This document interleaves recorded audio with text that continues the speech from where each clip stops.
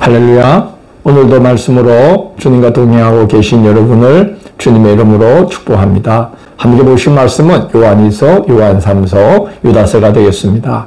이 세 성경은 당시 종이로 사용되었던 파피루스 한 장에 맞추어서 편집된 것으로 보입니다. 즉, 이 세 권의 성경이 한 장의 파피루스 안에 한 권의 성경으로 들어있었다는 말이죠. 세 서신 모두 영지주의 이단을 경계할 것을 권고하기 위해 기록되었습니다. 요한일서, 요한3서는 사도 요한이 기록했고, 유다서는 예수님의 형제로서 초대교회를 이끈 야고보의 형제, 즉 예수님의 동생 유다의 서신입니다. 요한일서 1장을 보면 택하심을 받은 부녀와 그의 자녀들을 서신의 수신자로 밝히고 있는데, 이것은 어느 교회의 어느 성도 가정을 특정하는 것이라기보다는 요한이 돌보던 소아시아 지역의 교회와 성도들을 가리키는 표현으로 여겨집니다. 요한 사도는 사랑하는 성도들이 하나님의 말씀을 따라 진리에 행하는 것에 대해 칭찬합니다. 이어서 서로 사랑할 것을 권면하면서 6절에서 요한은 그가 권면하는 사랑의 성격을 이렇게 언급합니다. 사랑은 계명을 따라 행하는 것이요, 계명은 처음부터 들은 바와 같이 말씀 안에서 행하라 하심이라, 이렇게 언급합니다. 이단에 대한 경계를 염두에 둔 권면인 것을 알 수 있습니다. 요한은 이어서 이단의 정체를 밝힙니다. 첫 번째는 미혹하는 자다. 두 번째는 그들은 예수 그리스도께서 육체로 오심을 부인하는 자로서 즉 그리스도다. 세 번째는 그리스도의 교훈 안에 거하지 아니함으로 인해 하나님을 모시지 못하는 자다라고 말합니다. 요한은 그런 자들은 집에 들이지도 말고 인사도 하지 말라라고 말합니다. 인사하는 것은 그들의 악한 일에 참여하는 것이라고 엄하게 경고합니다. 당시에 영지주의 이단들이 그 정도로 교회에 악영향을 끼쳤기 때문에 이렇게 엄하게 경고하는 것입니다. 요한 3서는 교회의 지도자인 가이오에게 보낸 서신입니다. 요한 1서에서도 요한은 성도들이 진리 안에서 행함을 칭찬했는데, 요한 3서에서도 가이오가 진리 안에서 행하고 있음을 칭찬합니다. 요한이 서신마다 이 말을 할 정도로 당시 영지주의 이단이 교회에 얼마나 위협이 되었는지를 알 수 있는 것이죠.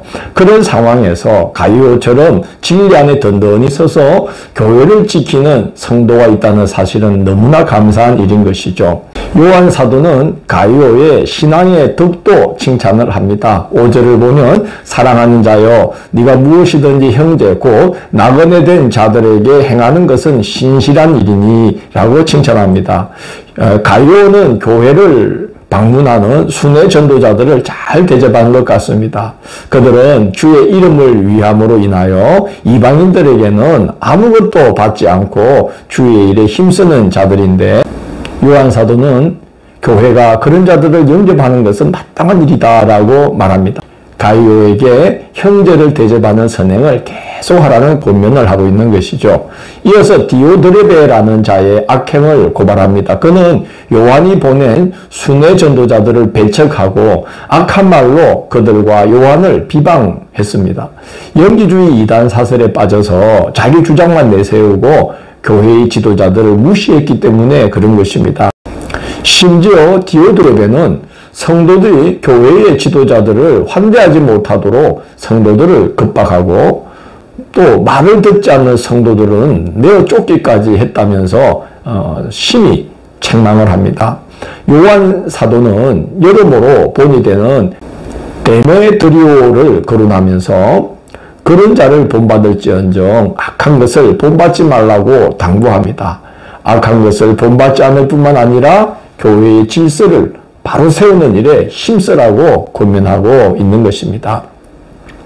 유다서는 3절, 4절을 보면 유다는 본래 구원에 관한 일반적인 진리를 편지로 전하려고 했었는데, 교회에 가만히 침투한 이단들이 교회의 위협이 됨을 보고서 성도들에게 믿음의 도를 위하여 힘써 싸우라는 권면을 하게 되었다고 밝히고 있습니다. 교회에 가만히 들어온 이단들은 하나님의 은혜를 방탕한 것으로 바꾸고 주 예수 그리스도를 부인했는데, 그런 자들에게는 반드시 하나님의 심판이 뒤따랐음을 예를 들어 증거합니다.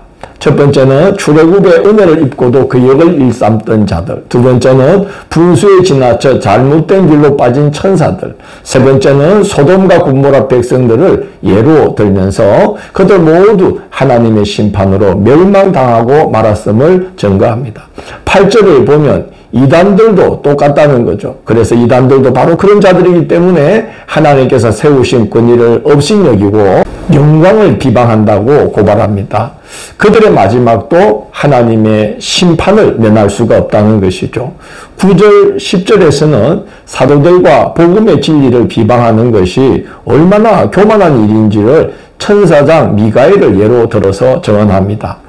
이 내용은 위경인 모세 성전기에 나오는 내용인데 모세가 죽자 그의 시신을 하나님의 뜻을 받들어서 처리하려고 하는 미가엘을 마귀가 방해하는 내용이 나옵니다. 마귀는 모세가 사람을 때려 죽인 일을 지적하면서 모세를 참소하고 모세의 시신에 대한 권한을 주장합니다. 이때 미가엘은 마귀를 비방하지 않고 그 일에 대한 판단을 하나님께 의탁했다고 합니다. 즉 천사장 미가엘도 함부로 판단하거나 비방하지 않았는데 거짓 교사들은 자신이 제대로 알지도 못하면서 비방을 일삼는 짐승과도 같은 자들이라면서 책망을 합니다.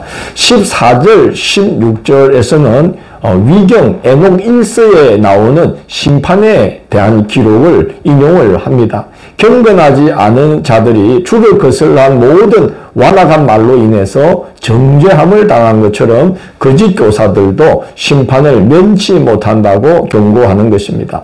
요한은 그들을 가리켜서 원망하는 자, 불만을 토하는 자, 정욕대로 행하며 조롱하는 자, 자랑하는 자, 이익을 위하여 아첨하는 자, 분열을 일으키는 자, 육에 속한 자, 성령이 없는 자라고 책망합니다. 그들의 해악이 얼마나 심했으면 요한은 이렇게 여러 가지 말로 그들의 악행을 고발하고 있겠습니까? 끝으로 요한은 그런 자들에게 미혹되지 않도록 세 가지 부탁을 합니다. 첫째, 거룩한 믿음 위에 자신을 세우라는 것입니다.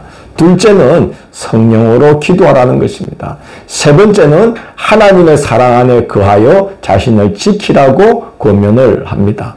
지금도 이단의 위협은 여전하고 신앙의 여정 중에 발을 잘못 딛게 만드는 요소들이 교회 안팎에 그리고 내 안에도 무수합니다.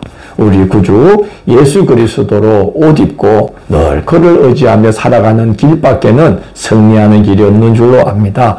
내일 12월 28일 화요일은 요한계시록 1장에서 6장을 내가 생명의 관을 네게 주리라는 제목으로 살펴보도록 하겠습니다. 오늘도 함께해 주셔서 감사합니다. 주님, 교회가 주님의 뜻 가운데 굳게 서기 힘들도록 우리 믿음의 여정 중에 복되고 풍성한 열매를 거두지 못하도록 악한 사단이 끊임없이 위협하는데 우리 시대도 이단 사설에 빠진 자들이 교회를 위협하고 흔드는 일이 여전합니다. 이 땅의 성도들을 지켜주시고 주의 종들을 지켜주시고 그들이 이 교회를 하나님의 집으로 진리의 기둥과 터로 굳게 세우고 지킬 수 있도록 항상 성령으로 함께하여 주옵소서. 예수님 이름으로 기도드립니다. 아멘.